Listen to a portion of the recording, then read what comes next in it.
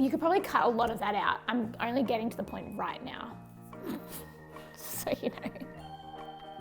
Hey there, Soundcheck fam. Welcome back to our channel. We've got a really exciting, fun video for you today. We are going to be answering the most Googled singing questions.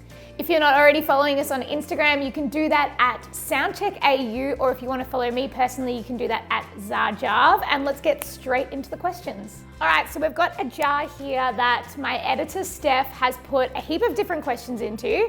So I'm just gonna pull one out and hope that I can give you a good answer. All right, first one. How do I know who's the right singing teacher for me? Oh, that's a good one. I feel like picking a singing teacher is so much about trust. I feel like you really need to trust that this person, you can be vulnerable in front of them, because I feel like singing is like soul bearing. It's showing a part of yourself that is really scary to show sometimes, especially if you're a beginner, because if they don't make you feel comfortable in your lessons, and if they make you feel like you're not great, or if they make you feel like they're laughing at them, that is not okay. Massive red flag. I would be finding someone else. You should walk into your lessons feeling supported, inspired, and you should feel like your singing teacher believes in you. And then as far as finding someone that's the right genre for you, I think that's where you just gotta do a little bit of research. So it really depends on what you're after and what kind of sound you're trying to create, what goals you're setting for yourself, and finding the right teacher that can help you achieve those goals. I'm just gonna get rid of that one just in case. Okay, gone. Question number 2. My voice feels sore after singing, what should I do? This one's a really hard one because it's really hard to know what's going on with your voice when I can't see you or hear you. But I think if you're feeling like your voice is inconsistent, you can't rely on it, and it's painful, to me, that's a really big red flag, and I would 100% be booking in with your GP, your doctor, getting a referral to see a speech pathologist, and maybe even getting a scope done. This way, a speech pathologist can see exactly what's happening in your larynx, how your vocal folds are operating, and if there is any damage there. Because if there is damage there, we need to do something about it. Often singing teachers aren't actually qualified to deal with vocal injuries. But just know that it's okay if you do have a vocal injury. I've had a vocal injury before. So many people have had vocal injuries before from no fault of their own. It can happen not even because of your technique. It's not an embarrassing thing, and you shouldn't feel ashamed of yourself. Okay, next question is, why is my voice cracking when I sing?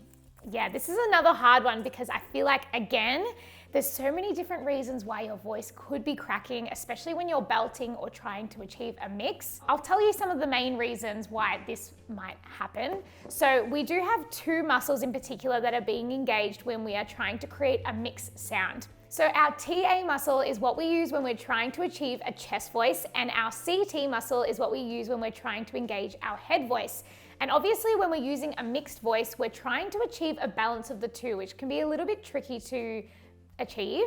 So often when you're cracking in your voice, it's because you have too much of that CT muscle engaged, which is your head voice. So what we need to do there is strengthen your chest voice so that it can hold that upper register. And if you're finding in the opposite way that your voice is feeling really strained and it's really hurting when you're belting, sometimes that can mean that you have too much chest voice engaged. So we're needing to have a better balance with our head voice. So I think cracking is a lot about finding a really good balance in your mix, but it's also about making sure that your breath is really well supported too. All right. Why is it hard to sing a cappella? That's so true. It is hard to sing a cappella.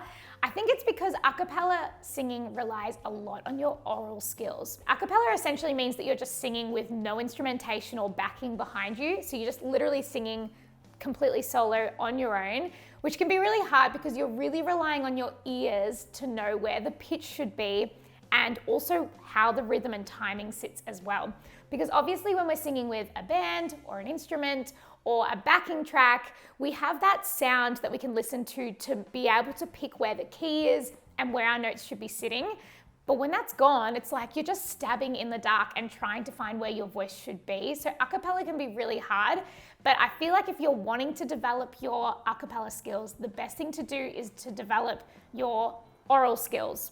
You can do this by doing some really simple exercises. If you've got a piano or a keyboard at home, just hit a note and try and repeat it. This is really developing your ear and recognizing the notes and being able to translate that into your voice. You can also do something that I do with a lot of my students where I play multiple notes at once. So I might play 2 notes at once and I'll try and pick those 2 notes apart and hear them both individually and sing them both individually as well. Again, this is just developing our oral skills, which is all about our hearing. Can people actually learn to sing without natural talent? I wholeheartedly believe the answer to this is a big yes, a giant yes. I've seen it happen with my own eyes time after time. And I really do believe that if you have the right coaching and you're learning the right skills, you 100% can develop your talent and skill as a vocalist. It's really just about practice. And I know that that's hard to hear because a lot of people want to be good at something straight away. I know I'm one of those people that gets a little bit impatient like that. But it's true, practice makes perfect, and sometimes singing can be a really long journey to get to where you want to be, but it's so worth it in the end. Next question is, why is it hard to sing while sitting down? And that is so true. It is really hard to sing while you are sitting down. I think a big reason for that is because it's hard to get the right breath work happening. Your correct breathing technique when you're singing should be engaging a muscle in your body called your diaphragm. Your diaphragm is a dome-shaped muscle and it sits beneath your lungs and beneath your rib cage, and it engages and it moves to help you breathe and to help your lungs function. It is not directly linked to your brain. Your diaphragm isn't actually something that you can mentally control like your arm. I can move my arms just if I think about it. But diaphragm isn't something that I can connect my brain to necessarily, but we can use techniques to make sure that our diaphragm is really engaged in our breath work. Try and make sure that your breath is sitting really low in your body. You don't want to be breathing with your shoulders rising like this. Like, that's not how we want to get breath. That's really shallow breathing and it's not going to be giving you the support you need to sing. So the best way to find that low breath is to actually lay down on the ground. Try and see the rise and fall of your stomach instead of your chest. And that's really easy to do while you're laying because gravity's on your side. The next easiest way to do it is standing. And the last way to do it, which is the hardest way, is to do it while sitting because you kind of scrunched up in a ball and it's really hard to move that breath down low when your body is bent in the way that it is. I think it's really important to practice breath and starting that in the simplest way possible, which is laying down, mastering that first, standing up, and then try and sing while sitting down. That's the challenge. All right, next one is, should singers get classically trained? This is a controversial question because I think a lot of different singing teachers have a lot of different opinions about this. I am actually a contemporary vocal teacher myself, but I have had classical training, but I just don't think it is totally necessary. I think it is important for singers to know a bit about anatomy, a lot about breath, and a lot about their body and how it functions. Do I think it's important that every singer can achieve a classical technique? I don't think it is. I think it depends on what sound you're going for. You might be a pop singer, you might be a punk singer, you might be a folk singer. They use totally different techniques. And I think as long as you're singing in a healthy way, you're not hurting yourself, and you're safe, I think it doesn't really matter.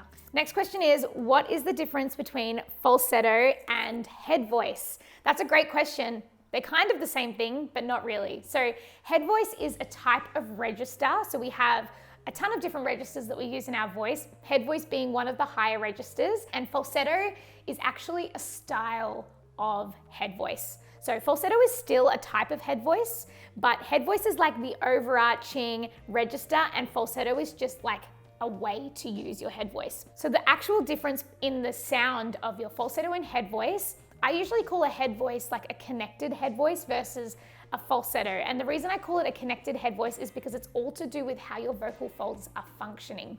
In a falsetto sound, you will hear that it sounds really, really breathy, and that's because your vocal folds aren't getting a ton of closure. So you're phonating, but you're letting a heap of air through at the same time, and that's why those high notes sound really breathy. Woo, woo, like you hear Ariana Grande use those. Someone who's a really good example of falsetto is Post Malone as well. A connected head voice is when your vocal folds are getting that closure and they're phonating with a lot of clarity. So someone that uses really great connected head voice is Beyonce. I really love how she uses that in her top register.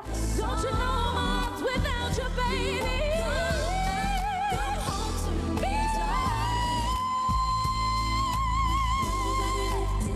And also connected head voice is operatic as well. It's what a lot of opera singers do, and often it will sound like they're using this beautiful big belty sound, but actually it is all their head voice. How do you find your own unique sound without being influenced by famous singers? I have a really good tip for this.